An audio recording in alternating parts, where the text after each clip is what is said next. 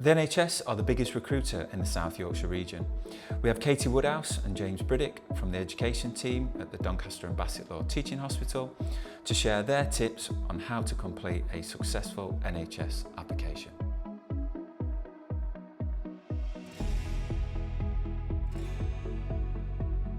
In the NHS, job opportunities are accessed on the NHS Jobs platform. Furthermore, some organisations access them on NHS Track Jobs.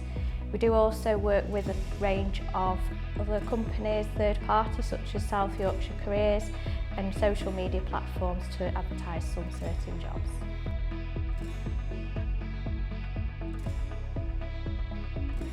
When a candidate application closes, we undertake a process that's called longlisting. On that initial check, we look at the qualifications and the candidate meets essential criteria. Once that's undertaken, we then go through to shortlisting. At this point, we do another further qualification check. We then look at the essential criteria and the desirable criteria for the job. We then look at the knowledge, skills that the candidate has and point score them. If a candidate's successful and meets that criteria, we then put them through to interview. All this process is anonymised, so there's non-bias that can take place at this point. The shortlisting process within the NHS is where we will look at what you have written down, we'll look to see if it matches up to the job specification. Particularly in apprenticeships, we are looking at people who wish to develop, because that is what apprenticeships are all about. So sometimes people will put in about all the skills they have, but sometimes we are looking for that person as a whole to see how well they would do in that job role. And if they can evidence that they want to do that further learning and that education, that is something we are primed to be taking on.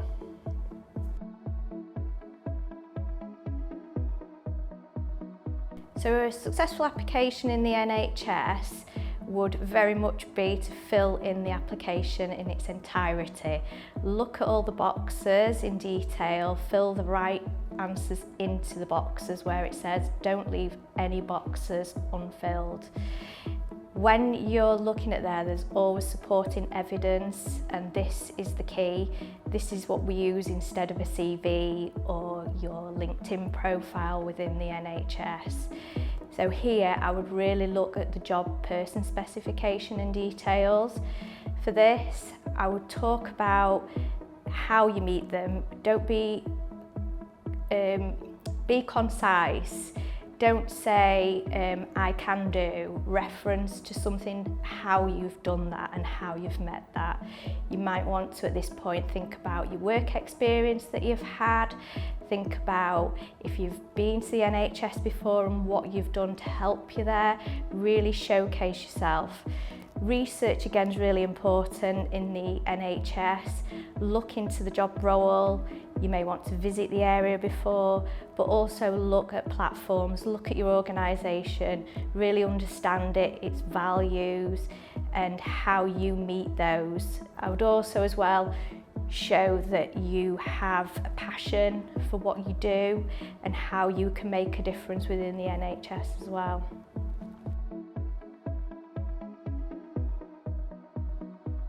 So the LinkedIn profiles that you would see for other businesses and not something that we necessarily use in the NHS, although they are up and coming and organisations are just looking into those.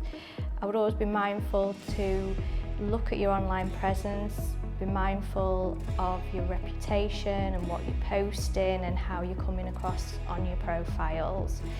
At the NHS, we use the NHS Jobs, as I've mentioned.